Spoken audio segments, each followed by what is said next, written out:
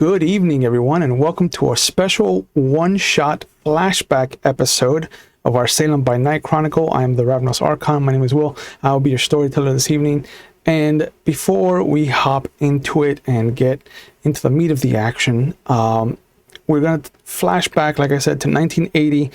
Otis King has just been given the domain that his coterie started with in West Salem. They have Gunther's storage under their belt. They have just claimed the Red Eye Lounge from Paolo Antonio Marcucci, removing him from the board. As far as they know, spoilers, he comes back in our current timeline. But we open on a very different setting. Not too far to the north from Gunther's storage, there is a park. There is a long ovular track that has been set aside for the Salem roller derby teams. Two teams in particular are having an exhibition match as they are getting ready to start recruitment for the new season. One team is called the Blood Red Velvets, and the second team is called the Devil's Food Mates. And as we come in at the tail end of their practice, we see Otis King and Alice Valance, one of the whips in the city, having a discussion. And that's where we're going to open up with our special two-person stream tonight. It's good to see you guys. Otis is a familiar face in Salem, but this is the first time we get to see Ray play vampire. So very excited. Wow. Very excited. We'll see. We'll see if this is the first of many.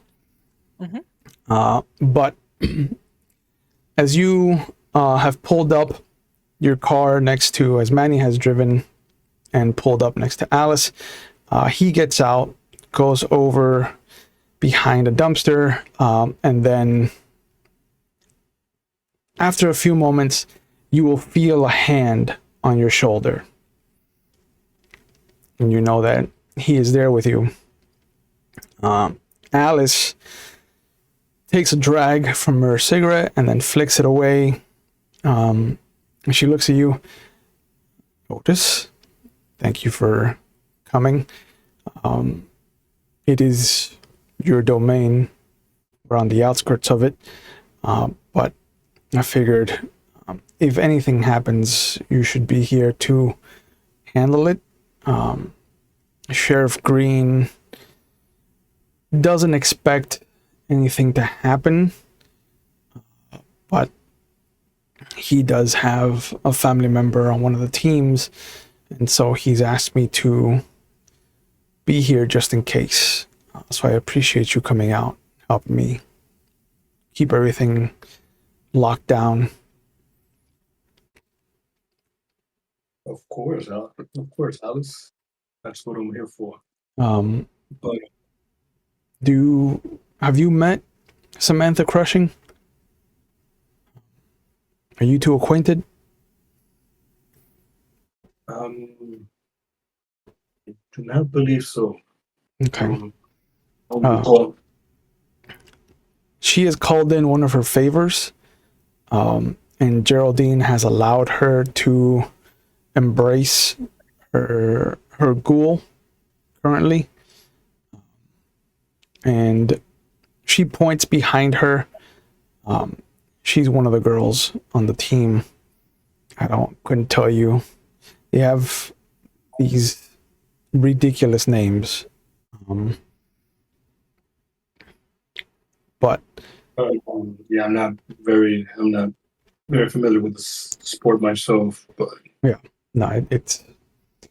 I don't mind it. It looks like it's something that I might have fun in, you know. But I don't know if I have the wherewithal to skate while punching my opponents. I think it's adding an extra step for no reason. but that's just me. Yeah, growing up in LA, there wasn't much sports cleaning in our neighborhood. But you also come from a different time period.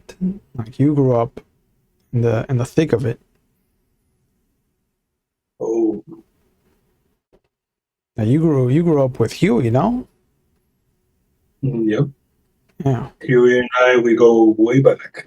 yeah. I was there during the way right at the beginning of it all. Um, One of the one of the unknown founders, you might say. yeah. Part of it. I can imagine that they wouldn't want to be associated with our kind, given that they already have enough problems of their own.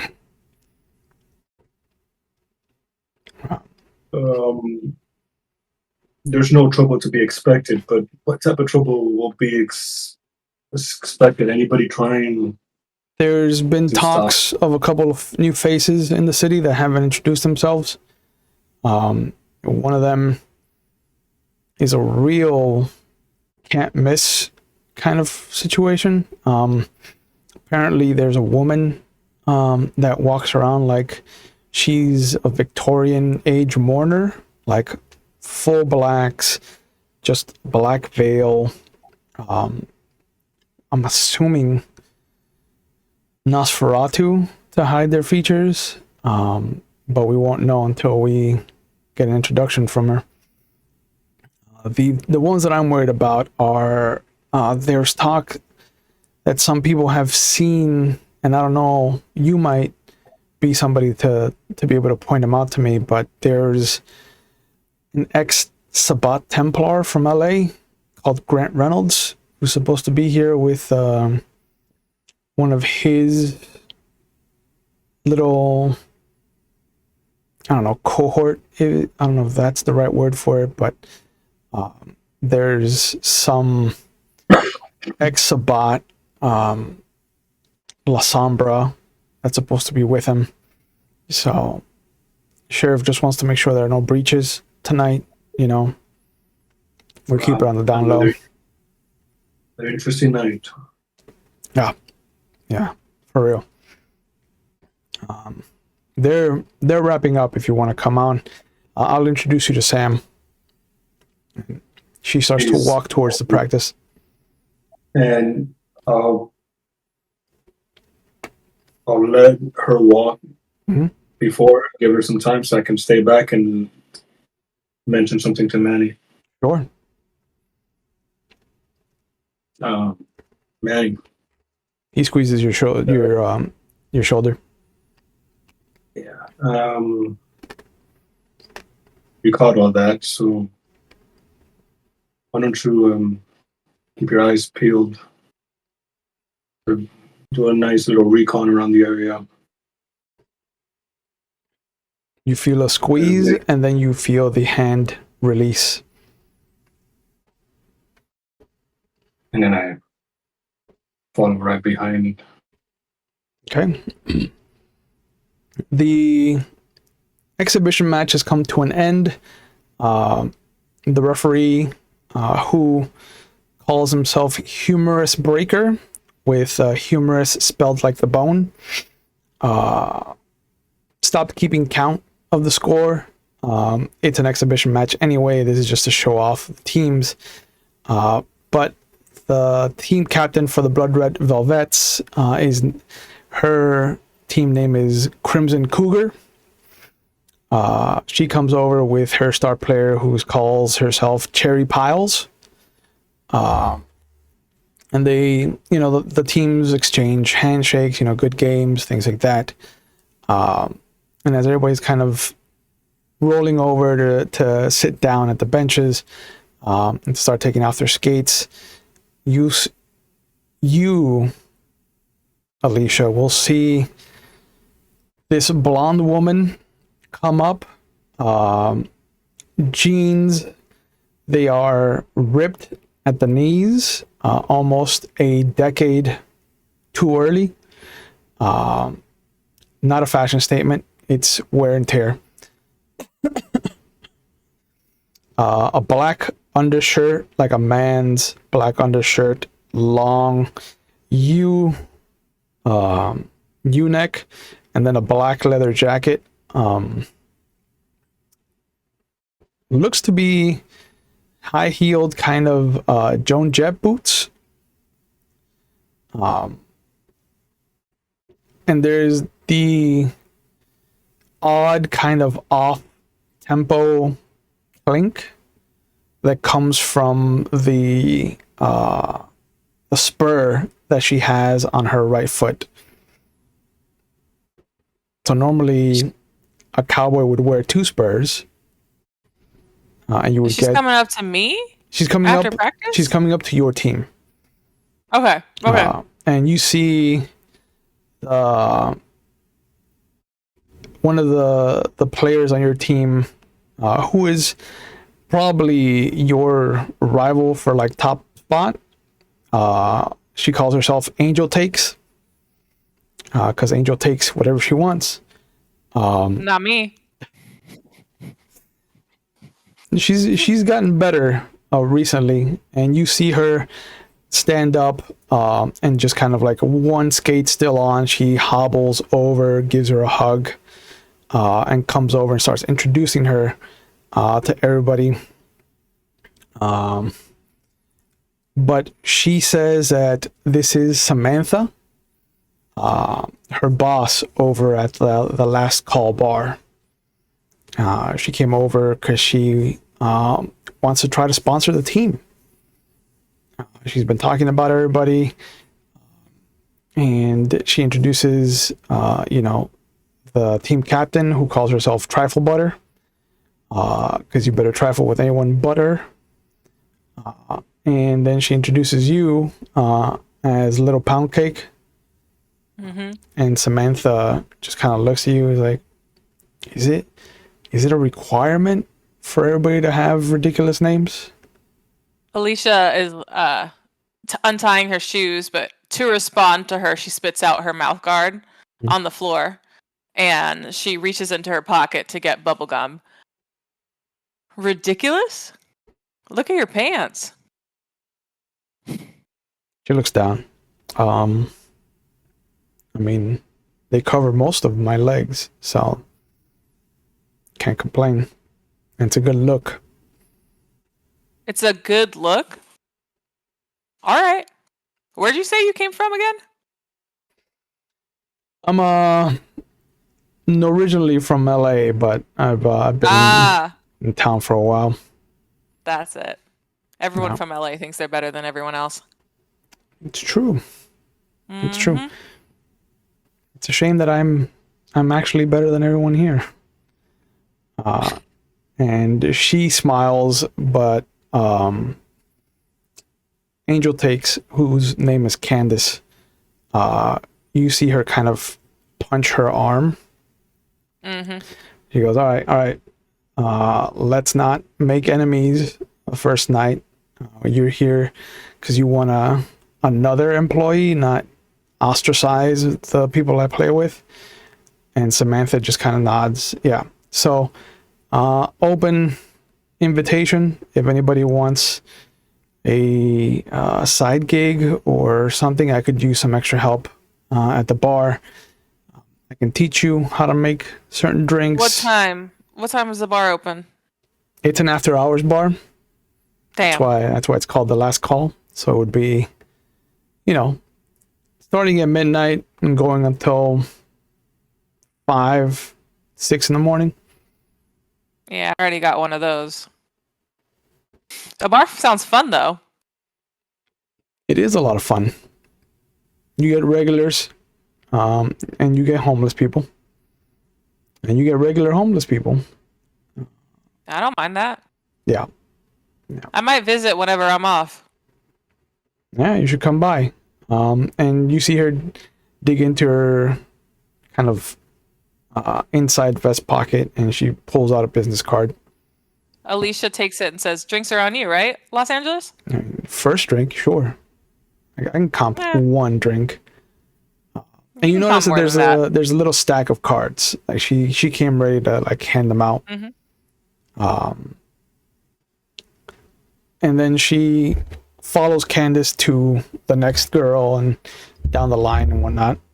But you notice that as the crowd is starting to disperse, and people are starting to like make their way home, because it's almost 9:30 now at this point, almost between 9:30 and 10. You'll see that there is what looks to be this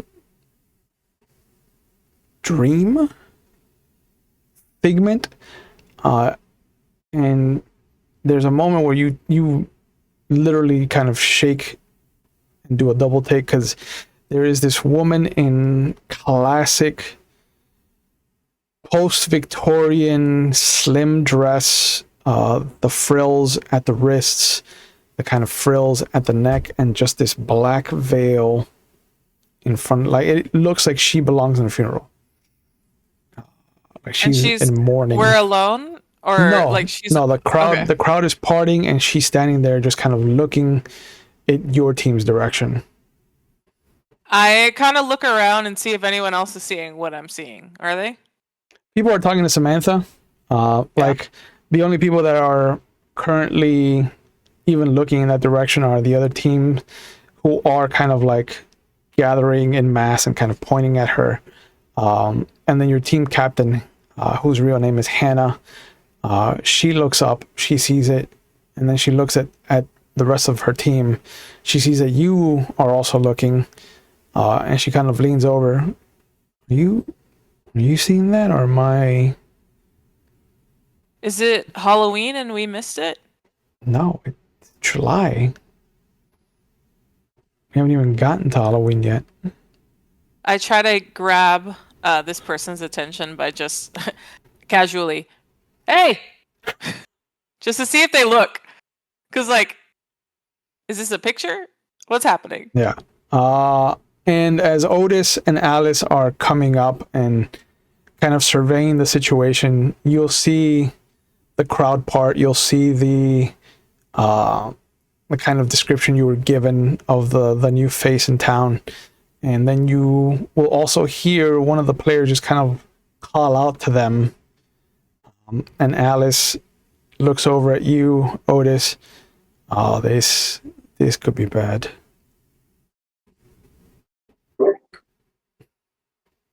Bad as in how? Well, we don't know who that is, so we don't know how this is going to play out. Keep your eyes open. We see the woman? Yeah. Yeah. Is that, I'm guessing that's who you were telling me about? Yeah. Yeah. No worries. I have NAMI already on it. Oh, okay. Do they respond to my hey? Yeah, oh yeah, they it looks like they zero in on you, like their head slightly tilts in your direction.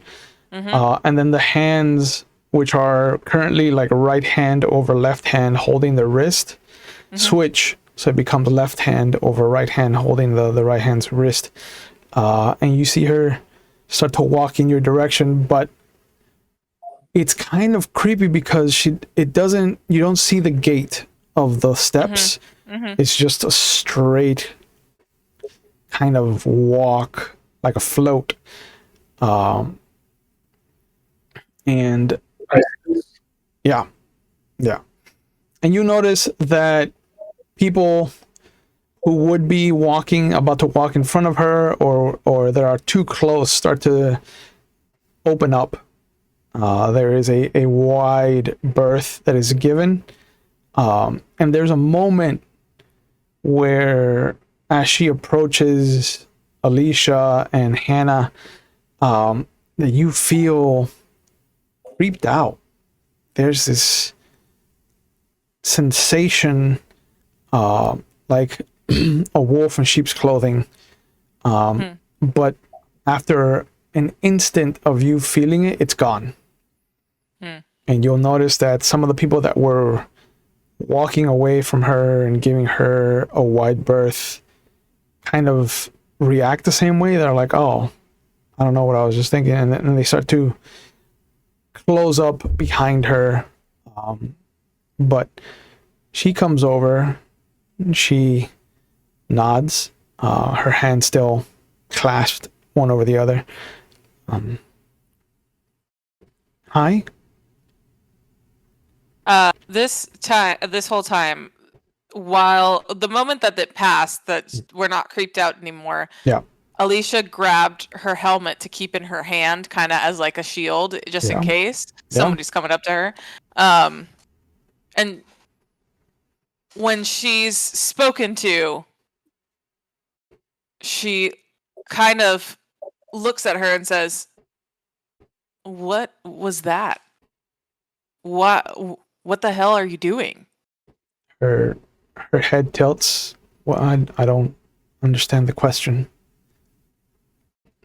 What was what? Look at you. And then I just like give her a look over. Yeah. And then I'm like, look at us. And we're still in our leotards, elbow pads, knee pads, like scantily the fuck clad. Complete 180 from what she looks like, yes. Right. And she looks down, she's like, I'm mourning my husband. He passed recently. I just had to get out. Damn, you took all your clothes with you. All right, I can respect that. What's up, Ike? I want to gradually start heading in that direction. Okay. Since I saw her beeline pretty much. Yeah.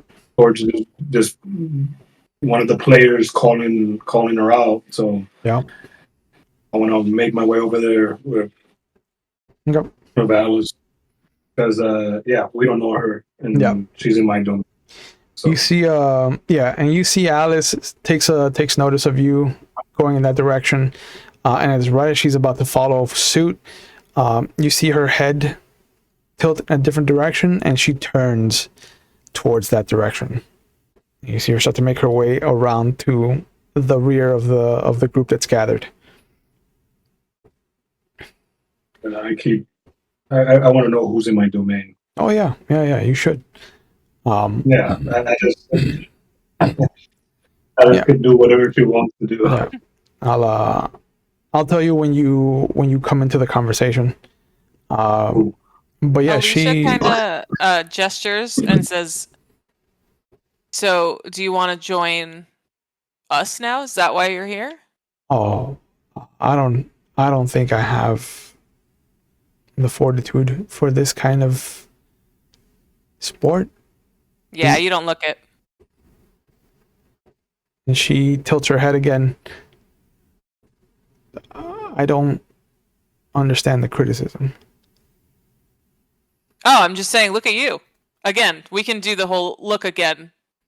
I'll look at you, you look at you, and then look at us. And she has a black eye, I have a bruise on my lip. Like, we're just... It's not an insult or a criticism, it's just obvious. It feels like an insult. Veiled in criticism. Alright, feel your feelings. And then it's now like Alicia's been completely lost in this conversation. Like, all right. And you see her kind of looking around, and she takes notice of something. And as you see her become rigid, you'll notice what is Otis wearing tonight? Yeah, what do you look like? Otis is suited up. He's in his suit, as always. Okay. Black suit.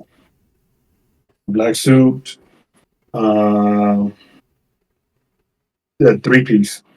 So, okay. Three-piece suit, pinstripe. Let's make it a yellow tie. Okay. Gold cufflinks, bald, very tall. Another person that doesn't belong in this scene. Yeah, tall, muscular. You can see right through his suit. He's a big black dude, bald, If you've seen Luke Cage, he pretty much looks like that actor, like Luke Cage. Yep. What does Alicia look like as Ike comes up on the scene? So in the sequel movie Aliens, Sergeant Velasquez, I think is her name. Yeah. Yeah, I know her. But like haircut, tall and muscular as hell, and just looks like she has resting bitch face even when she's celebrating. But you notice the mourner kind of take a step back as this large black man comes towards your group. And there's a moment where her hands switch places again, and now her right hand kind of comes up on top of the left hand, holding her wrist. She looks dead at Otis. I'm sorry. I wasn't going to overstep, if that's what you're afraid of. And Alicia immediately steps in front of whoever this person is because she thinks Otis is the guy that she ran away from. So now Alicia's pissed. Because she said, did she not say that she like left her husband or something? Her husband passed. Okay. I thought. Yeah. Okay, got it. Yeah. Then I step in because she is being bothered by a man, and that already pisses me off. Yeah. Do you know her? No, actually, I don't. Okay, well, you don't own this land, so I actually people do. can be wherever they want. I actually do own this land. Okay, no, you don't, bro. And you'll see Hannah get up and just kind of like grab your hand. It's like, are you sure you want to do this? I am so sure that I want to do this. Yeah. This person thinks that he owns this land. I mean, because he's a man, of course. That's the reason why he walked up here and said that shit. Right? It has nothing to do with me being a man. It's more about money. Oh, okay. Cool. Yeah, it's about money. Got it. So show me your paperwork. Let's go. Where's the deed? Can we not skate here anymore? Can we not punch bitches anymore? Hello? Did I say any of that? I actually came over here thinking she was bothering you and your friends. Nobody's bothering me, except you. And how am I bothering you, man? Ma'am. And that immediately arms crossed. Yep. Ma'am? How old do you think I am? I can care less how old you are, to be honest. Perfect. So, are you done bothering her? And then she looks back at that at the mourner. Do you want to speak to him? I look at her. I don't, but I have to. You don't have to do anything. Just like he doesn't own this land. Since you're not a man, I'm a child. Go run and play elsewhere. What'd you say to me? And Hannah, again, Hannah tightens her grip on your hand. And she's just like... You asked me about your age and whether I knew it. You're clearly displaying your age right now. Go do what you do best. I'll display it on your face. Sam, at this point, comes over and steps between the two of you. Facing Otis, she's got her back to Alicia. And she grabs Otis by the top parts of his arms and just... This is not the way you want to do things, Otis. Oh, let this go. I am calm and collected. No, I know you are. I know you are, but Just in Alicia case. blows Yeah. the biggest bubble that she can while this conversation's happening. Yeah. I'm just here on business affairs route and trying to take care of that right now. Right. I'm sorry, your name, and I look at the the lady with the veil and everything. Yeah. And when you say that, you hear the familiar voice of Manny as he goes, yeah, it'd be real nice to know what your name is, you know? We're here trying to make friends. He just popped out of nowhere. Yeah, came out from behind a group of people. And just there is this gentleman who has this floral, obnoxiously bright Hawaiian shirt, a hoodie that has the hood pulled as far as possible, and just these long Bermuda shorts and flip flops. What the hell? Yeah. But he's just kind of wheeling and dealing, you know, finger guns, and just comes around. Yeah, my man, he asked you a question. You know, what's your name?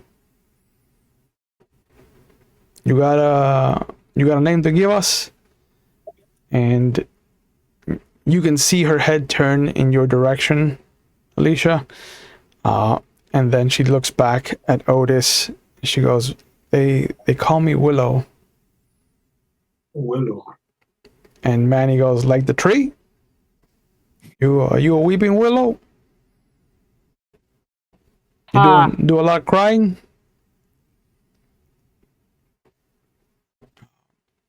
And she goes, I don't want to be trouble.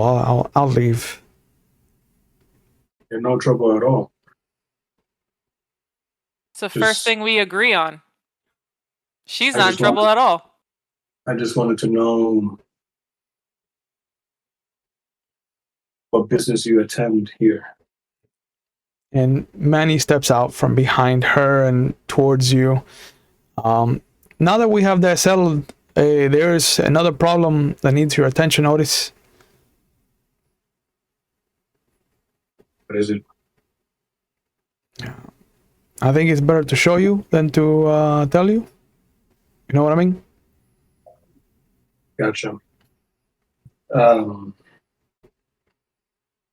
reach into my pocket and I go up to Alicia and give her my business card. And she immediately drops it. Immediately. Hand here, her. And then she says, I work overnights at the Exxon. Right on that corner. You know where to find me.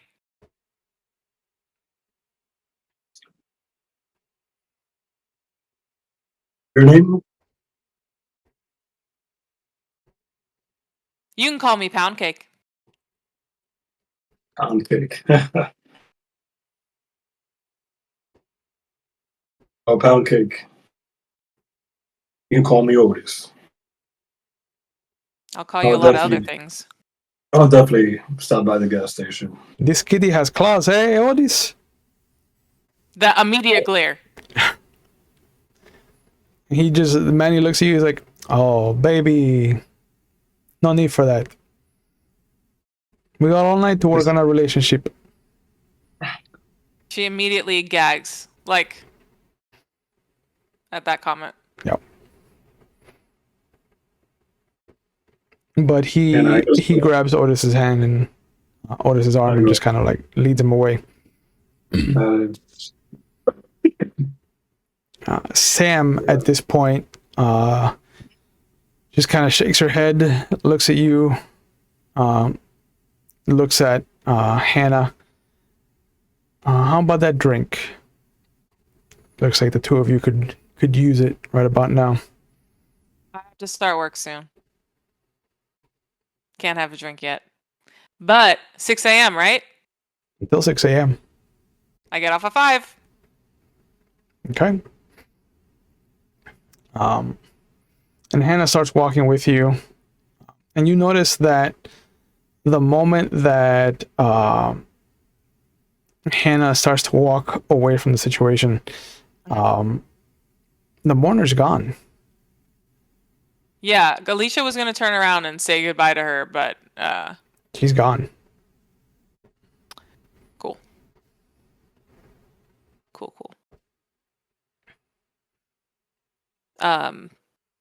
Alicia grabs her stuff and heads on to the nearest gas station Yep. where she works, which is why she's able to do her derby shit. Yeah.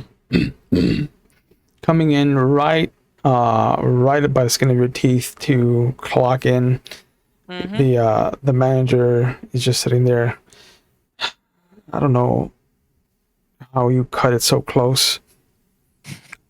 She's literally putting on like sweatpants as she's walking in because the leotard can be a top. So she's like, Yep. "You got it, boss." Okay. Count your register, make sure that everything's there.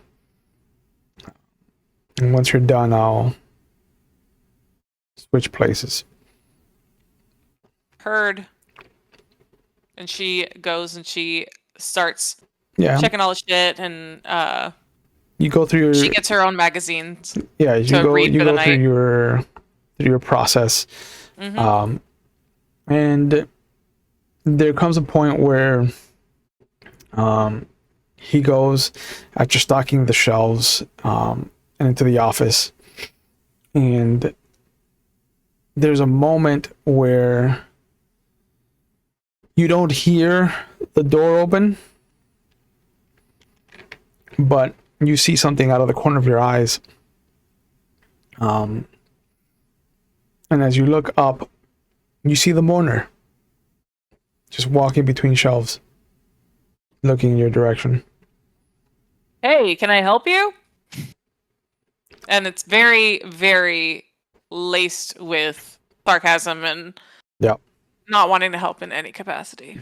And she stops and she looks in your direction. She goes, yes, I think you can.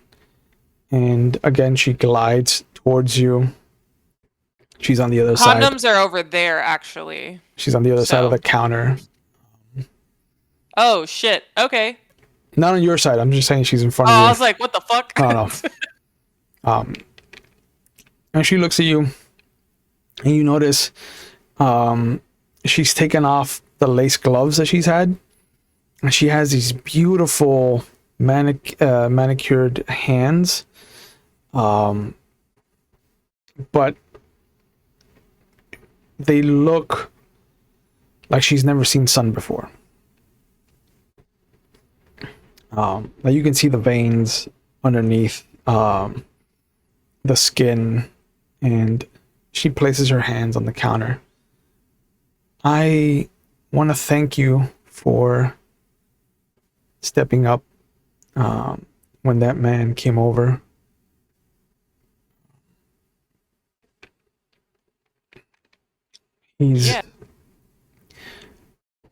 He's a big name in the city.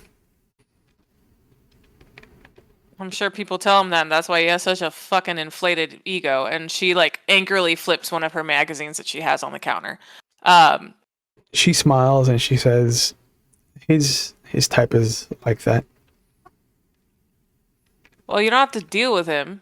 Just don't encourage him. You're enabling his behavior. That's the way that he thinks he owns the land.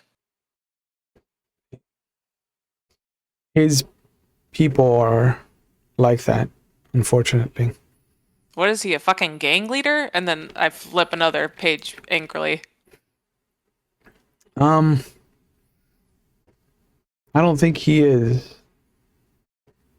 I don't know a lot about him. I know that we're in his turf, his area.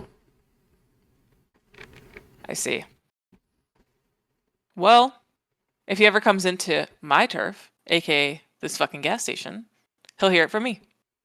So, if you have any more problems with him, this is where I am. Midnight to 5 a.m. most nights. Oh. I it's been a while since I've been around somebody that is such a strong person. I'm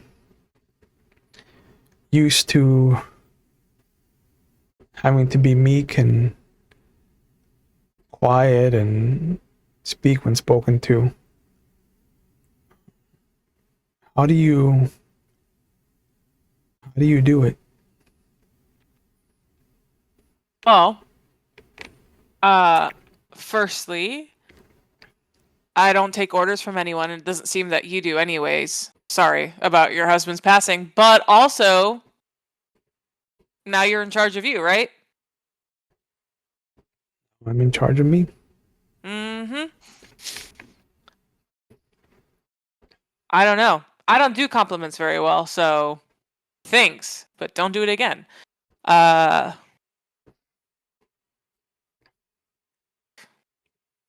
I don't have any advice, but I have a Cosmopolitan. I know a really good tanning bed place if you need one. There's a couple of things that I can help you get connected with, but advice is not my specialty. No.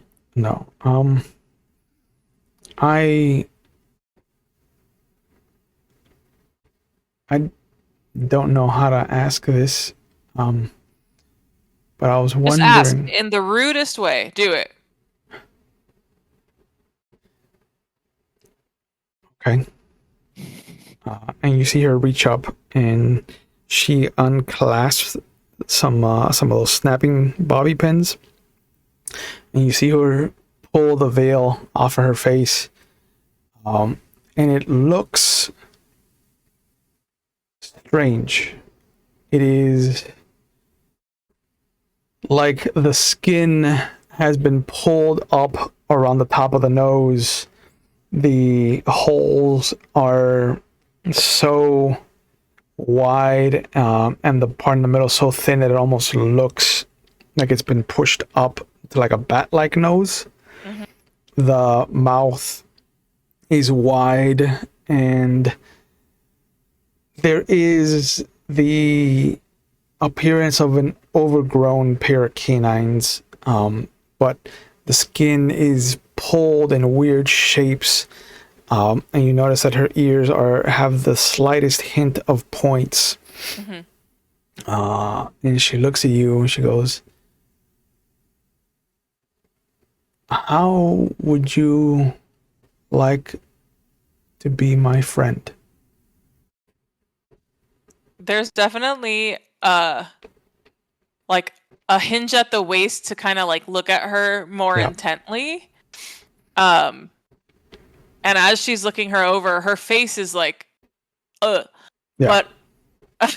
what she's trying to verbalize is, okay, I can see what you're working with here. Yeah. The moment you lean in, there's a moment where you wish you hadn't, because the moment you lean in, it's like opening the door to a shark cage in shark infested water. Like you can feel the predator that is behind her eyes. Like she's locked eyes with you, and there is this, even though she has this meek 5'2" frame, there is this feeling like she could tear you apart and not bat an eye about it. And as your face contorts into that unhideable disgust at how hideous she is, she nods. This is my husband's curse. Your husband's curse. And Alicia's like catches herself with like the unfiltered stare and tries to shake out of it to be like at least the smallest bit of supportive of another woman, and be like, that's not a curse, first of all, and second of all, yeah, we can be friends, of course. That's totally fine. You see she smiles, and the canines are the canines are pronounced. It is like a shark's grin, except that there's no like jagged teeth. It's just like regular teeth, and then there's a pair, and then in an instant, she's no longer in front of you. She's behind you, and she's got her hands on your shoulders. And she goes, I want to thank you for being the first person that actually wants to be my friend. And they try to, I mean, I'm assuming that I cannot break away from this. You try, and there's an inhuman strength. Yeah. That's just kind of keeping you in place. And you hear the scrape of the little stool kind of being pushed underneath you, and then very gently, but still dominating you, you are pushed down into the chair. And then you hear her voice right next to your ear. I promise that this will not hurt. And you feel She's her about lips. To say, what you feel her lips hurt? on your neck, and it goes from a peck to a kiss, and then the mouth just grabs down. And one of the greatest things that vampires in Vampire the Masquerade have been given is called the kiss. Whenever a vampire feeds on a human, it is orgasmic. To hide the torturous pain that would come from such an act, the supernatural protection that vampires have is that this feels good to humans. Sometimes they even become addicted to the sensation. And those are called blood dolls. They want to be fed on. But it is strange. Like, you know that her teeth pierced your neck. You know that you're bleeding. But even as the world around you is going dark, and you can feel your heart slowing, you can feel that strain trying to find blood to pump. There is this cradling that has happened as her hands have come around to just kind of hug you like a lover would. And the last thing you remember is she reaches up her hand, and you hear a crunch, and you see she brings it out in front of you, and there's these 2 puncture marks that she's bitten her hand, and she's put it to your mouth. And you hear her, if you want to see what's on the other side of the mirror, take a long drink. There's a hesitation, because I think, like, during this process, not only like does it maybe physically feel good, but there was a misunderstanding of consent. So there's definitely a part of Alicia that's like, wait, I don't know what the fuck I just agreed to. So there's like that aspect of fear, but also the fear of, I didn't know this person and they were able to hold down. I need to do whatever they say. So it was a hesitation, and then a very quick latch on. And as you latch on, you feel her tongue come up your neck. Not seductively, not romantically. It is very much clinical, almost like she is trying to erase the wound that she's caused you. And as you take in this lifeblood of hers, there's a familiar copper taste of regular blood, but there's something else. there's something that almost feels divine about it. There's something that feels almost like this is what biting into that apple in Eden must have tasted like. This is knowledge. This is a legacy that's being passed on to you, and you take as much as you can before unwittingly and uncontrollably you just pass out. Darkness finally overtakes you, and you feel the last beat of your heart as the body dies. You wake up. There's no telling how long it's been. Am I still in the gas station? Yeah, you're in the office. Okay. You're in the office. Is it dark outside? Yeah, it's still dark. Yeah.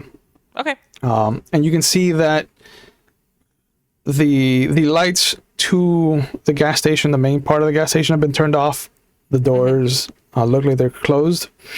But Willow is standing in the doorway to the office, kind of looking at you, her hands up by her mouth, and just this kind of smile of accomplishment.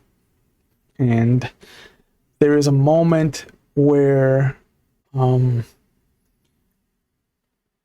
you suddenly feel the weight of something on your lap, and as your eyes kind of dart down, you feel that there's something in your mouth, and as your eyes kind of acclimate to the sudden light, the sudden kind of realization that you are no longer on autopilot, the limp body of your manager is lying across from you, your mouth on his neck, and this is the sensation of copper.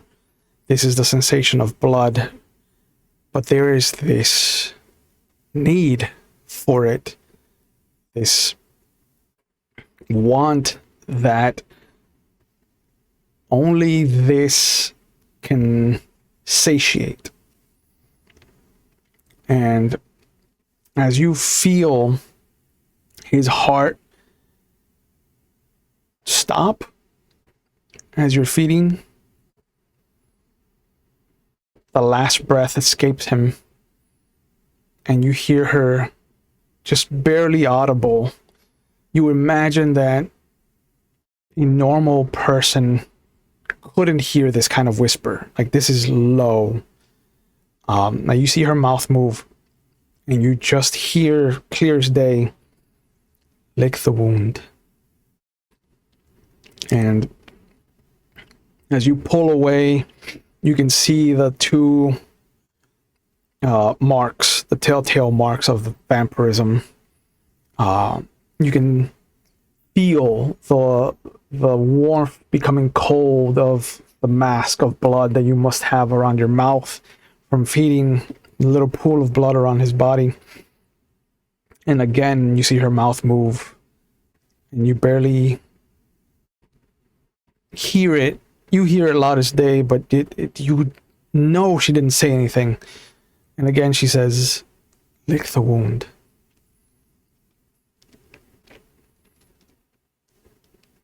Alicia's mouth drops open, and the body kind of like flops out of it because she lets go. Yeah. Now that she's completely conscious. And the first word she says as a vampire is, fuck. Yeah. And you take notice, like you take stock of everything. The only lights in the whole establishment are in this office. She's standing in the doorway like a mixture of a mannequin and a bouncer at a club. The clock on the wall that you're used to just kind of like watching tick down until you can finally leave your job, you see reads 3:30.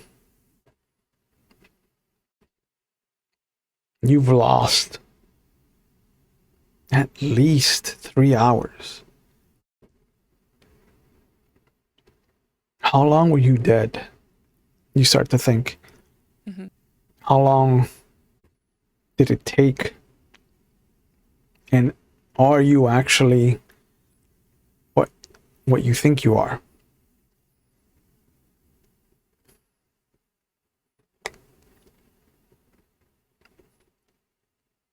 Can you answer some questions? She nods. And then she points. Lick the wound. Now you actually hear her voice come out of her mouth. I look over the body and I see the wound and I give her a look, and I know she said it thrice, so I know I heard her. Mhm. But I kind of bend down to lick it very hesitantly and Yeah. and check to see if he's alive, because she doesn't think that this is real at the moment. your hand comes down to his wrist as your mouth comes back to his neck. There's no pulse. She also touches her face. There's blood on your face. The little fingertips of red are a telltale sign. Do you lick the wound? I do.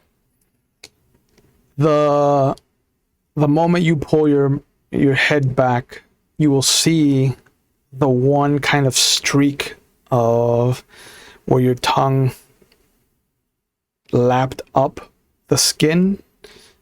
There's a clear division of blood on either side of it, but there's no wound anymore. Willow?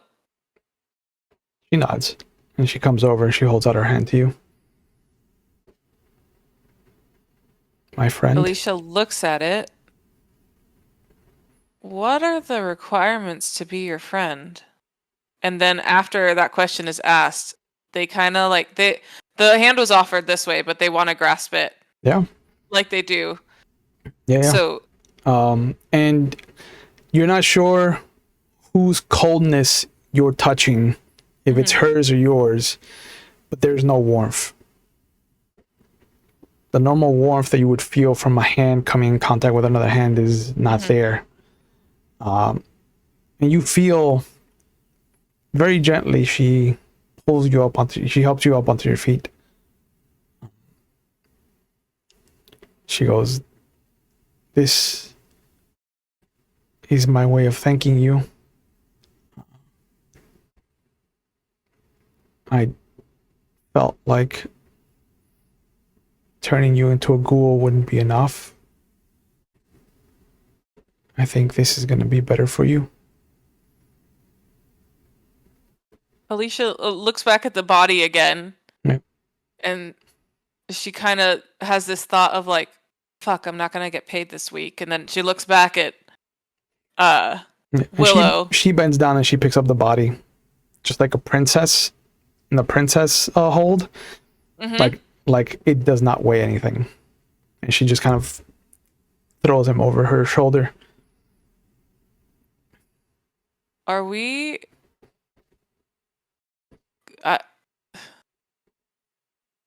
am I going to be with you now? It'll be better if you stay with me for some time.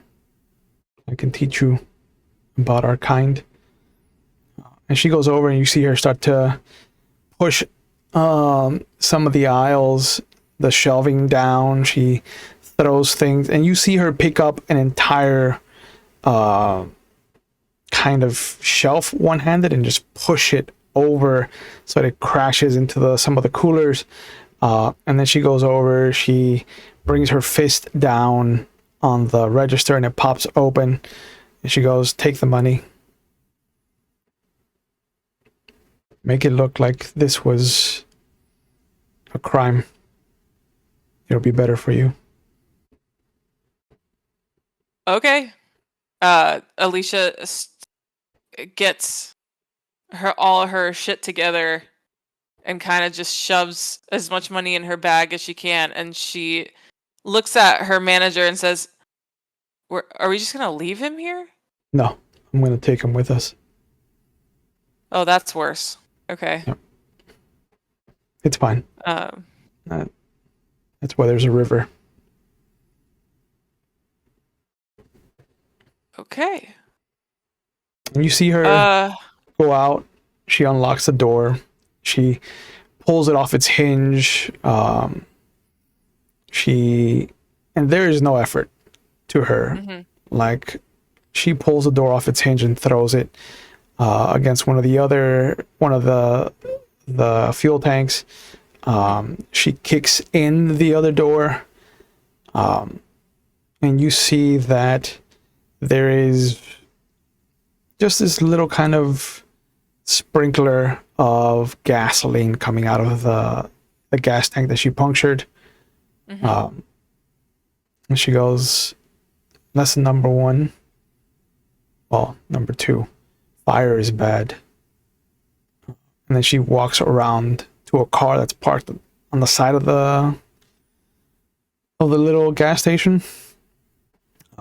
She opens the trunk, and you see that there's a bunch of rocks and some rope. And she folds the body of your manager. You can hear the cracking of the bones as she does to kind of force him into the trunk. And then she closes it, and she goes back. And you see her grab a box of matches from inside the gas station, comes back around, and she goes, you want to keep your distance from this. And she lights the match. She throws it, kind of lights some of the matchbook as well, and throws the whole thing towards where the gasoline will spread. And then she pulls you back towards the car so that you're at a good distance away. And then you see the gasoline kind of get to the fire, and then the fumes grab at the flames and then just kind of race towards the gas tank. And inside of you, there is this sensation that's new to you. It was satiated when you were drinking blood, but now that you were seeing this flame, now that you're seeing this kind of inferno start up, it shrinks and it pulls you with it. There is this primordial fear that has overtaken you. Mm-hmm. And you see that even she takes a step back once the fire gets going. And then she pushes you against the wall.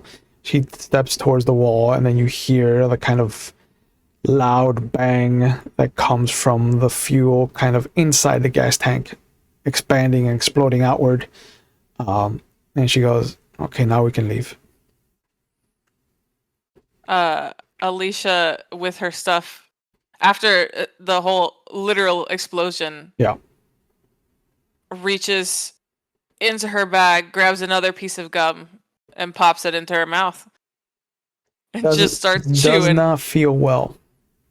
It doesn't feel well? It does not feel well. There's no real saliva anymore to help you masticate it. So all you're doing is chewing it up. So she puts it in, expecting the comfort that she normally gets from it, and immediately, like after 3 chews, spits it out on the floor. Yeah. And says, "This is a lot of change happening fast for me. Let me tell you." You'll get used to that, but you can mimic if you really want to. And you see as she says that, as the orange and red and yellows of the fire behind you are intensifying, you notice that she becomes pinker. Like there's this strange sensation as her skin becomes pinker. You see even her hands are no longer white. You're having trouble seeing the veins. And she holds out her hand to you, like she wants you to give her a piece of gum. Okay. And she reaches in her bag and gives her a piece of gum. I thought. Yeah. And you notice that when you put your hand in hers, you can feel her warmth. And she takes the piece of gum, she puts it in her mouth, and you see it being masticated, and you see her blow a bubble after a few moments, and then she spits it out. And whereas yours looked like just a broken up piece of dry little mound of what was gum, hers actually looks like chewed gum. And you see her after she spits it out. You see that there's a little if she spits it out, I want it. Okay. It's already chewed. Yeah, it's a pale imitation of chewing the gum. Like even the sweetness of it isn't there. But it does feel very different, because now you're just chewed gum.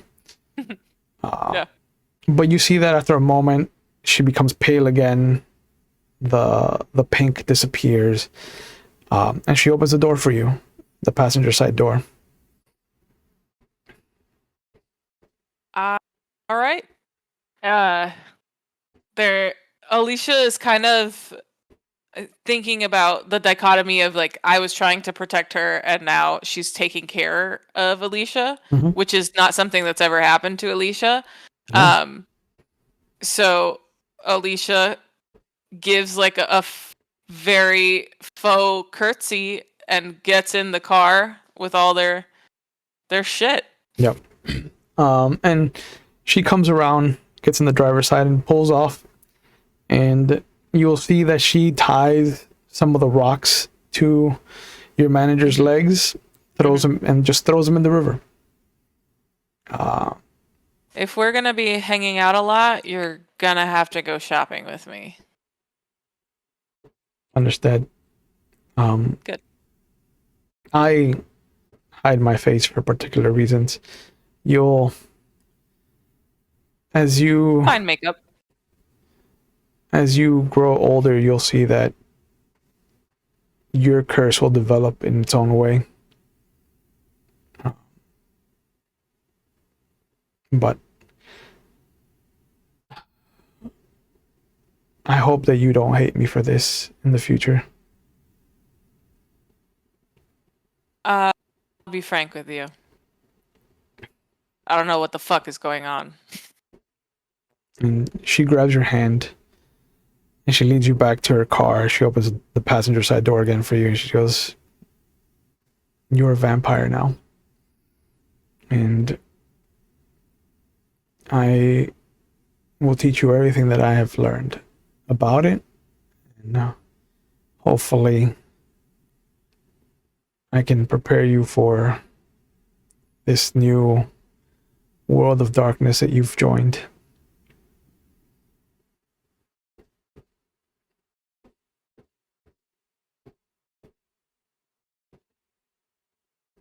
All right, I guess I will. And she drives off. And as she drives into the night, now well past 4 a.m., she takes you to a motel. And you see that was fast. She opens the door to her room, and you can see that the bed has been pushed up against the window, kind of to hide as much of the light as possible. She puts the do not disturb thing on the door handle, and then she tells you that she normally sleeps. She goes, I normally sleep in the bathtub since it's in the bathroom and much safer. But if you feel like you want the bathtub, I have no problem sleeping on the floor. When you said back there that I'm a vampire, hold on, wait a minute. So we're now in a motel room, and I don't know what's gonna happen here. What did you mean by that? There's not a part of Alicia that's like, Alicia is pretty sure that she's been either drugged, Yeah. or something else happened. Yeah.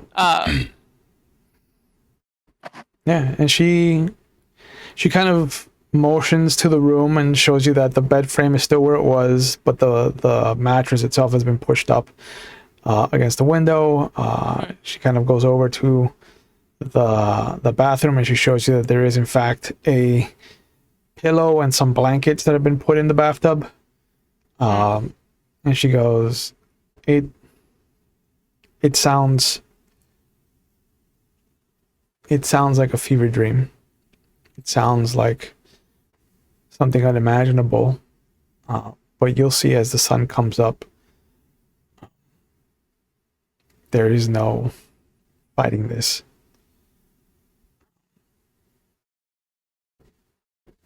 I belong to a particular group of vampires that call themselves Nosferatu.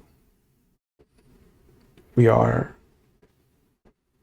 one of the clans that exists.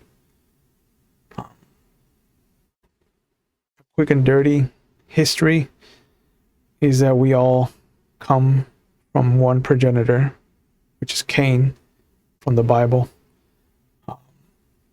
And there are others, and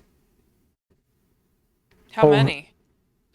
I mean, Otis was one of them. Manny's another one. Of Samantha. the same kind? No. Manny is Nosferatu like we are. Otis is what they call a Ventru. And Samantha is what they call a Bruja. So you guys have just been hanging out. Unknown to us, huh? We've existed amongst humanity since before recorded history. And Alicia kind of like, she's taller than Willow. Yeah. Kind of bends down to ask her and watch her face. Why did you choose me? You reminded me of someone I used to know. And she was a good friend to me. And I hope that you can be as good a friend to me, even though most childer tend to hate their sires. I hope that we can be different. How long ago was this person your friend? That I lost her? 60 years ago. How old are you? Much older than that.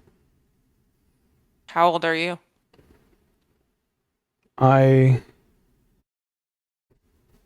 my friend now. I am your friend. I will be turning 112 this year.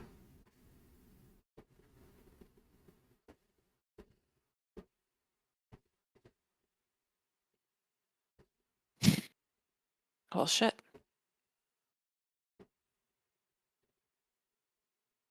Know much about any of this.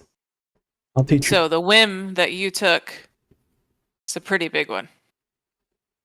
Just FYI. But you're lucky because I don't have any family. Good. That would have been what we would have taken care of tomorrow. Well, fuck, I'm glad I don't have any family. That's the first time I've said that shit. It's hard to deal with family.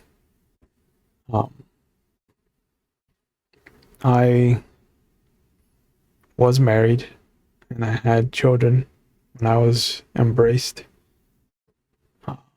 And it is one of the worst things you can possibly do to watch your family grow old as you don't.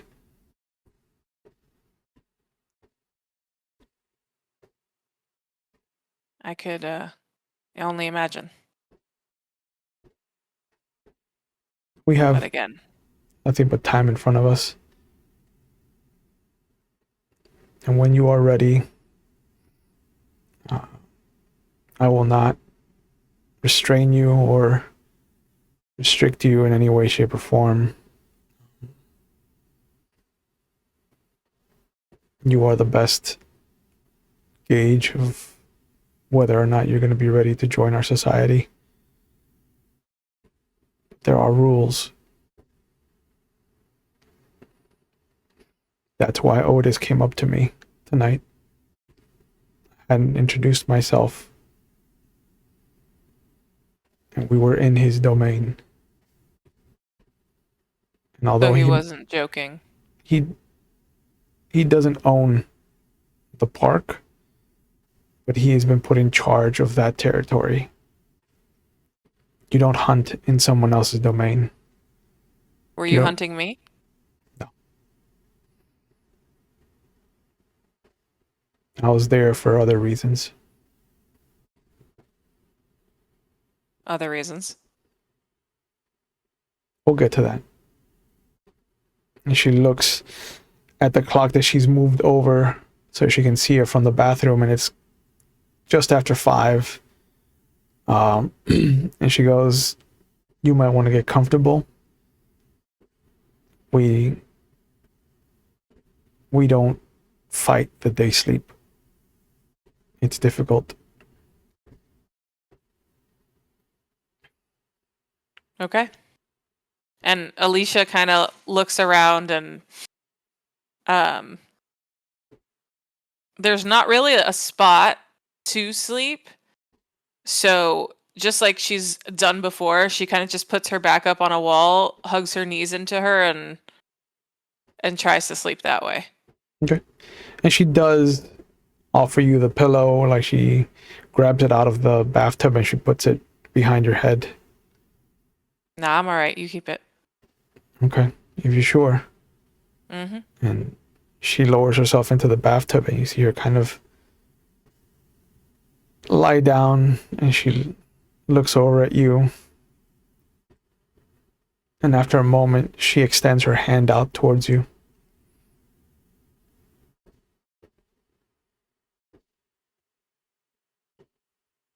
And then the literal first thought is, well, I'm already in this shit now. What else could happen? And Alicia accepts the hand and holds her hand. She goes, there's a little smile. And the predator that you saw before hasn't softened, but it's become very much kindred to you. Mm-hmm. And she squeezes your hand very softly and she goes, thank you for being my friend.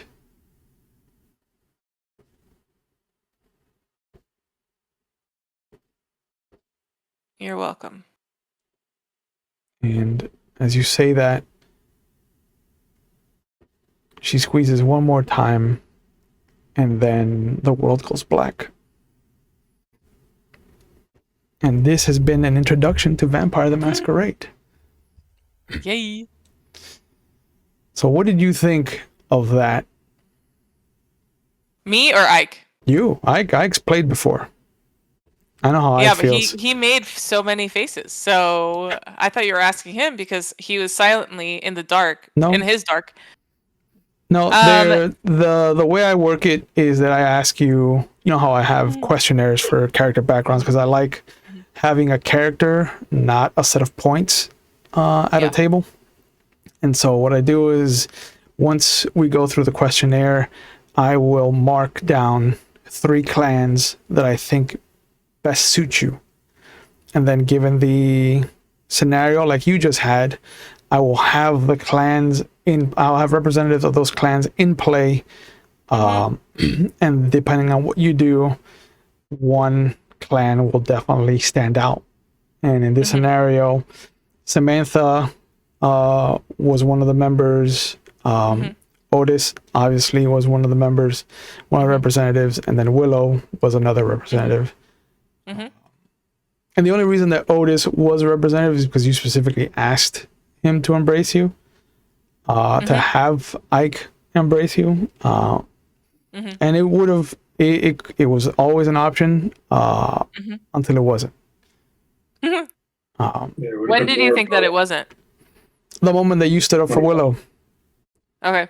I was like, oh, well, Ike's off the table. Yep.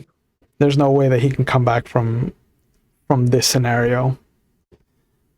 And the moment that you turned down the drink, Samantha was off the table. Okay. So I just left Willow. But yeah, this is your introduction to vampire. Vampire, like Willow said, all the vampires can trace their lineage back to Cain from the Bible. He was the first vampire, and then he created 3 children who controlled the first city of Enoch. He left them in charge. He came back, and they had multiplied. They had made the 13 clans that we used to know. There's been some changes since the original mythology was penned, but there are traditionally 13 clans. And each one has a different curse. Cool. The Nosferatu are hideous. They're monstrous. They can't hide that. The Ventru, like Ike, can only feed from a particular type of human that is determined at their creation, at their embrace. The Bruja, which is Samantha's clan, are prone to anger. They used to be warrior poets. And now they've lost all the poetry and they're just full on meatheads. Is that the one that you were like, oh, now that you say roller derby, I'm thinking of a clan? Yeah. Yeah. I was like, that's the low hanging fruit. That's the one. That's the one that makes sense. Yeah. That's been more of a power move. But yeah. Because Otis is now one to embrace anyone. He has his reasons. Yep. But thank you guys for participating in this. Thank you, Ray, for trusting me with your first game of Vampire. I hope it lived up to your expectations. It was fun. Yeah. I love Vampire. It's always been one of my back pocket games.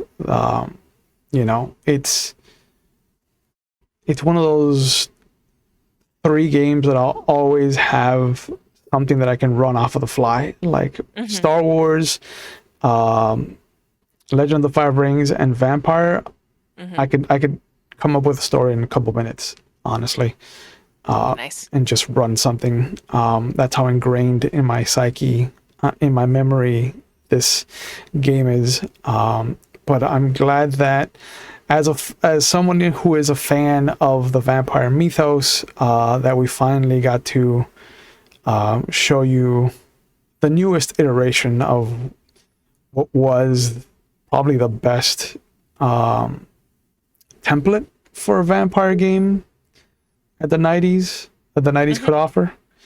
I'm glad that you don't have the history of vampire that I do, because there was, and there still are, but there were much more edgelords back then. And I can't tell you how many tables I would sit at that somebody would describe their character with a trench coat and a katana. No. Because everybody wanted to be the Highlander. Yeah, the Highlander, very gothic, always a goth vampire. Yeah. Even Junie's like so many edgelords. But yeah, it is what it is. I'm glad that this was an enjoyable experience for you and that you didn't have that kind of baggage to bring along with you. Wait, so I can't wear a fucking trench coat now? No trench coats. Fuck. in the winter you can wear a trench coat, but like, you know, Damn. don't run around the summer of in Salem, Oregon with a fucking trench coat.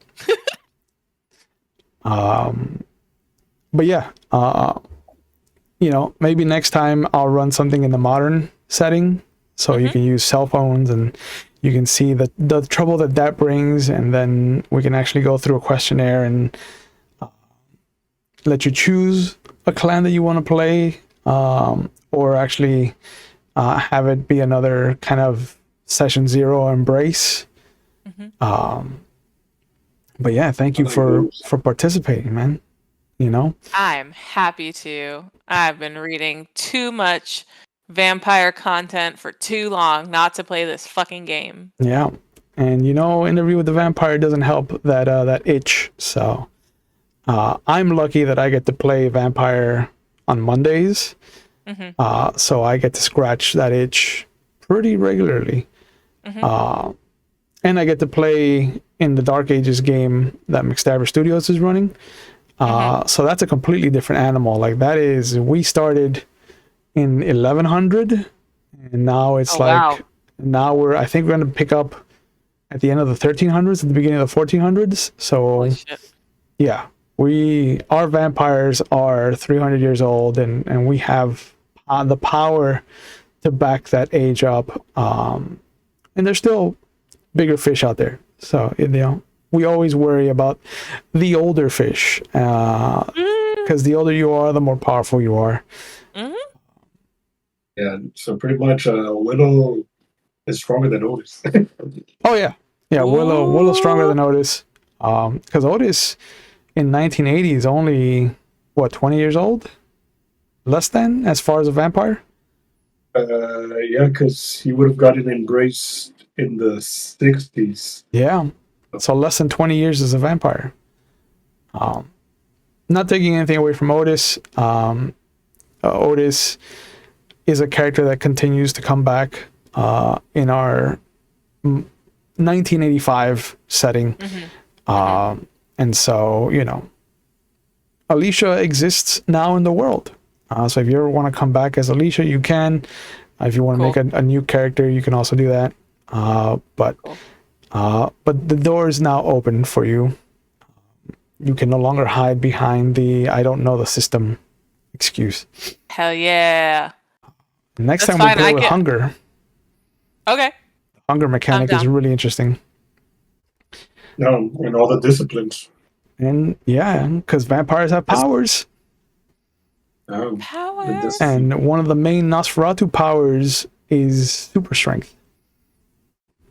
Bitch, I'm gonna be punching people through walls like Superman. Correct. Or Homelander. Yeah. I like their obfuscate. Obfuscate is that, you remember when I was talking about how Manny disappeared? Yeah. To pull the shadows, that's one of their other abilities, is to pull the shadows around you. That's cool. Yep. Every clan is very, very cool in what they bring to the table. And the third power that Nosferatu get is called animalism, which basically just lets you summon and control animals. Cats. All cats. Only cats. That would be fitting with the Nosferatu. And the longer your animal survives past its natural lifespan, the bigger it gets. Like, we had a Nosferatu who left the game because he'd been playing for 3 years, but his familius, as it's called, was a ferret. He called Betty D, and she would just sit on his neck like a fur collar, except when he had her you know scout out for him, but she was monstrous and thick like a fucking log. Adorable. But she also had like his strength, his super strength, so she was a terror. That sounds amazing. I love ferret. So stink. Yeah. But yeah, thank you guys again for being part of this. And thank you to the audience for joining us for this one shot, an introduction to Vampire. As always, please take care of yourselves. Please know that it is okay to not be okay. We take mental health on the channel very seriously. If you're watching live, there's phone numbers going up in our Twitch chat. They'll be in the description box if you're watching on YouTube later. If you're not in the United States, or if you prefer a different method to get your help, there's a link going up for findahelpline.com, because there are people out there who want to help you, and all it takes is that first step of just kind of reaching out and getting help. So please know that if you need help, there are people out there who want to help you. As always, we are starting very slow, as health issues have kept us from streaming on a regular schedule. But tomorrow you can catch me over at McStabber Studios as we start our second season of Changeling the Dreaming. It's going to be a lot of fun to go back to that character. And then Monday, you can catch me on their Monster of the Week, Monster of the Month little serial that they have going on over there, where I play a conspiracy theorist who may or may not have a plethora of tinfoil hats to wear. So it is not, and that is not hyperbole or an analogy. I actually have put on tinfoil hats during the streams. So, but as always, thank you guys. Thank you, Ike and Ray, for trusting me with this. And we will see you when we see you. Bye, guys.